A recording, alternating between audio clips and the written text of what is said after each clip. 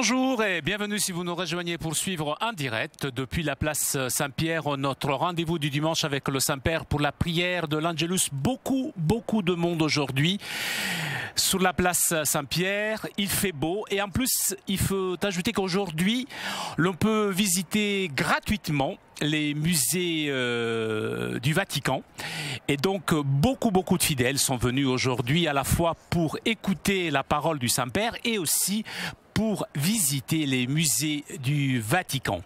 Nous attendons l'arrivée du Saint-Père à sa fenêtre d'ici quelques instants.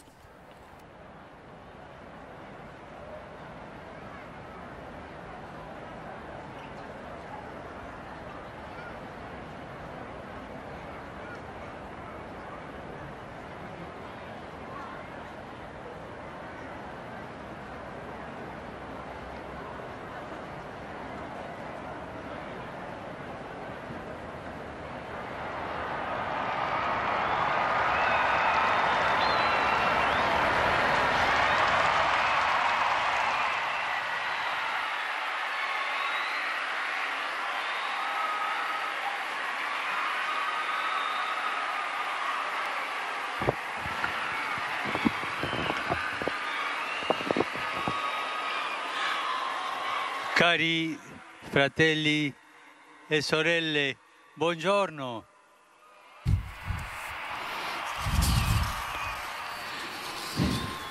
Il Vangelo odierno. L'évangile d'aujourd'hui nous présente l'histoire de l'homme aveugle de naissance à qui Jésus donne la vue.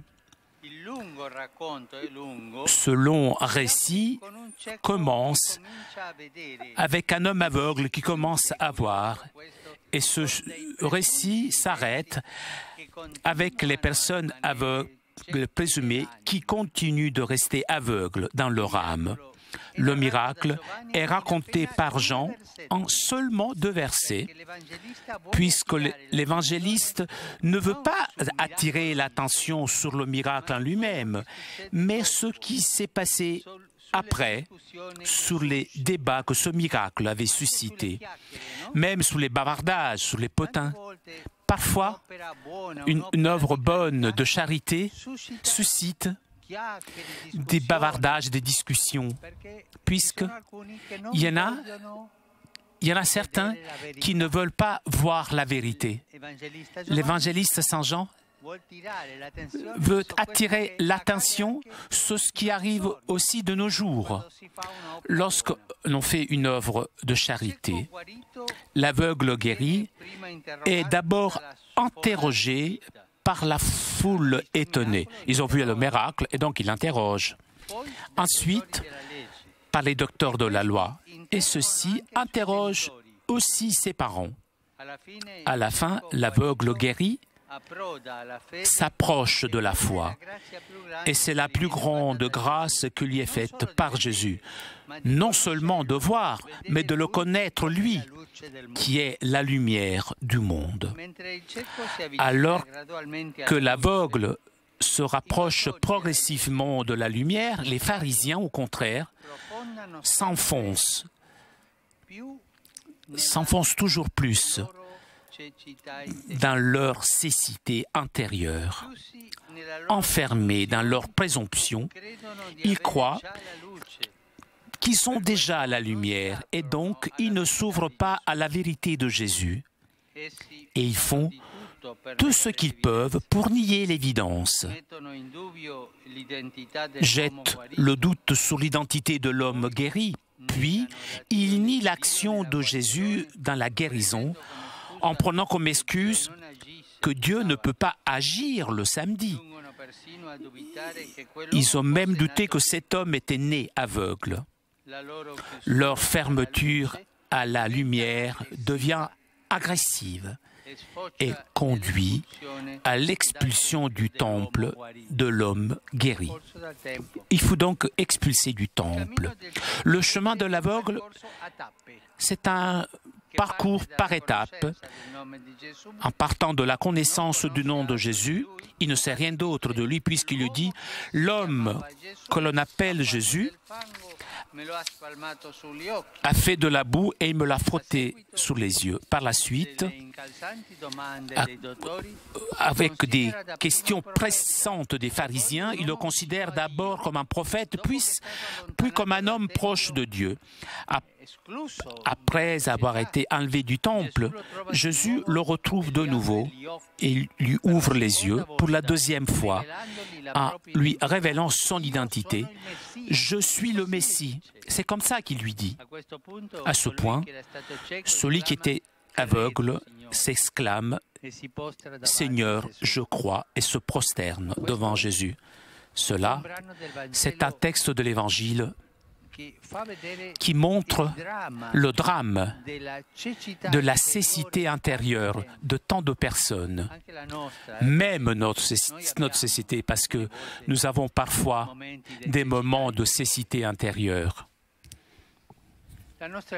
Notre vie, parfois, est semblable à celle de l'aveugle qui s'est ouvert à la lumière, qui s'est ouvert à Dieu, à la grâce. Parfois, malheureusement, c'est un peu comme celle des docteurs de la loi. Du haut de notre orgueil, nous jugeons les autres et nous jugeons même le Seigneur. Aujourd'hui, nous sommes invités à nous ouvrir à la lumière du Christ pour porter des fruits dans nos vies, pour éliminer les comportements qui ne sont pas des comportements chrétiens. Nous sommes tous chrétiens, mais nous tous, nous avons des comportements parfois qui ne sont pas des comportements chrétiens, des comportements qui sont des péchés. Et nous devons nous repentir de cela.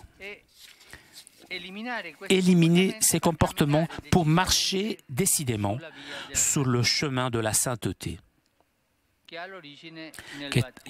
qui a son origine dans le baptême. Et dans le baptême, nous avons été illuminés afin que, comme rappelle saint Paul, nous puissions nous comporter comme des fils de la lumière, avec humilité, patience et miséricorde.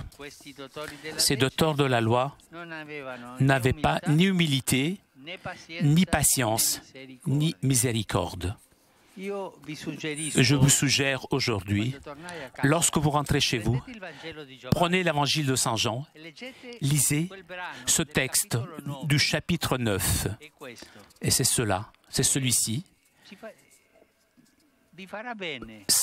Lire ce texte vous fera du bien.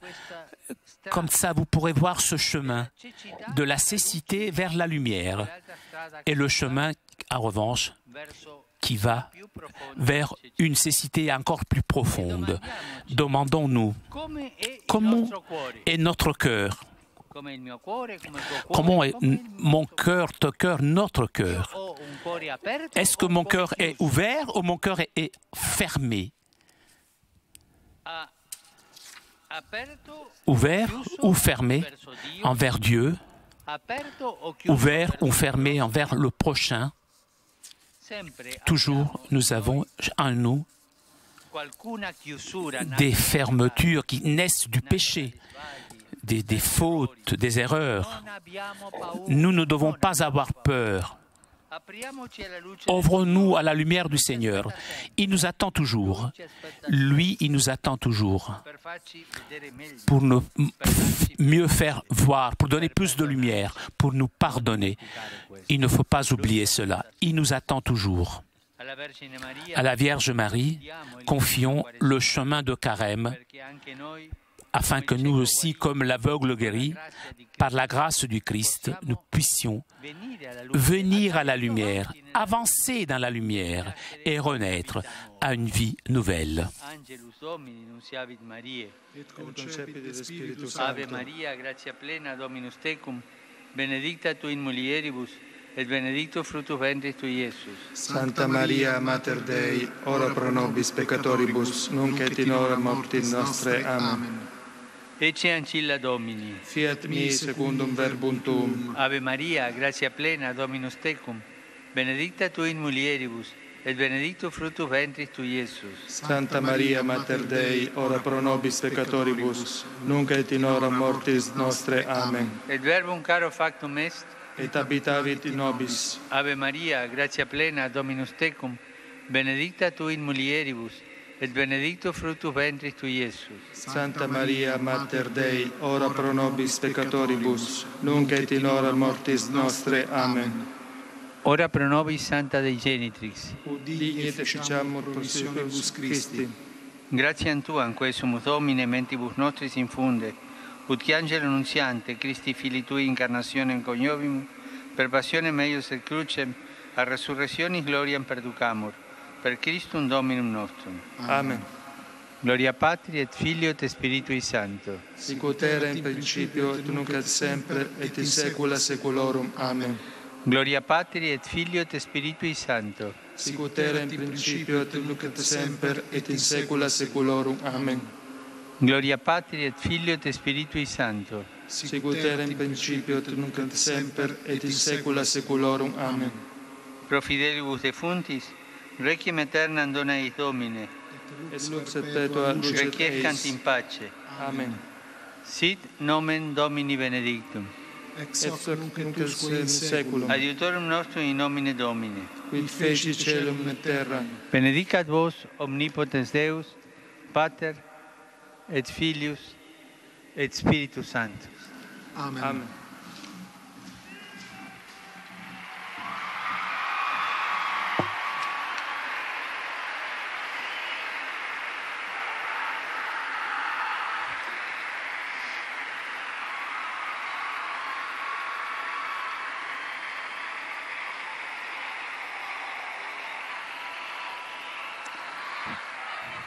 Saluto cordialmente Je salue cordialement les familles, i gruppi parrocchiali, les groupes paroissiaux, les associations dei singoli fedeli et les fidèles provenienti venus d'Italie d'Italia e da tanti et de paesi. nombreux pays. In Et particolare, tout particulièrement, je salue Ponferrada les fidèles de e Ponferrada et Valladolid. Gli studenti Les étudiants et les professeurs des collèges de Murcia, Castelfranco de Córdoba, Castelfranco de Córdoba, Laganés, Laganés, gli alunni les dei étudiants collegi di des Parigi, collèges parisiens, e gli emigranti les immigrés portoghesi di portugais Londra. vivant à Londres. Saluto Je salue le mouvement des jeunes lassaillens, il gruppo Giovani le Arte e groupe Fede di Santa Jeunesse, Paola Art et Foi de San Paola Frassinetti, gli Frassinetti, universitari di Venezia. les étudiants universitaires de Venise. In particolare saluto Je salue aussi les soldats italiens qui ont fait un pèlerinage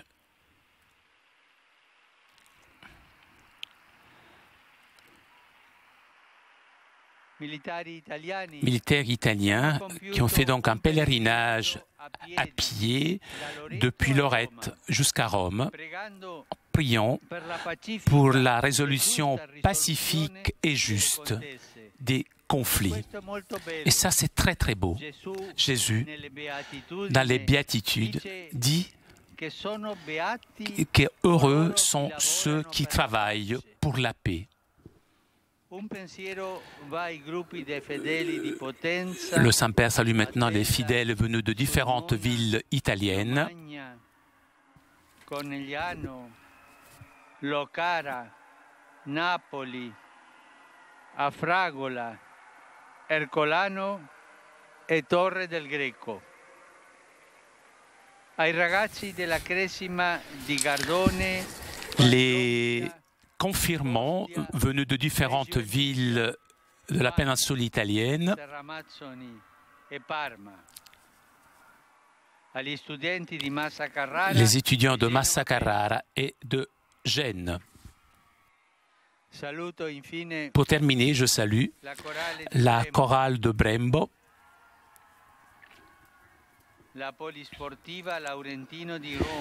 Les sportifs venus d'un quartier de Rome, les motocyclistes de Terni, les représentants du WWF Italia, et je les encourage dans leur engagement envers l'environnement. Et n'oubliez pas aujourd'hui, chez vous, prenez l'évangile de Saint Jean, le chapitre 9, et lisez donc cette histoire de l'aveugle qui a retrouvé la vue et des voyants présumés qui se sont enfoncés encore plus dans leur cécité. Chapitre 9 de l'évangile de Saint Jean. Je vous souhaite à vous tous un bon dimanche et un bon déjeuner. Arrivederci. Chers amis, nous arrivons à la conclusion de notre liaison avec Rome. Prochain rendez-vous avec le Saint-Père mercredi prochain autour de 10 h pour l'audience générale. Un grand merci à Thomas qui était aujourd'hui à la technique. Merci aussi à nos amis d'Immédiat. Merci aussi à CTV pour ces images. Merci à vous pour votre fidélité. Je vous souhaite un très bon dimanche et à très bientôt sur KTO.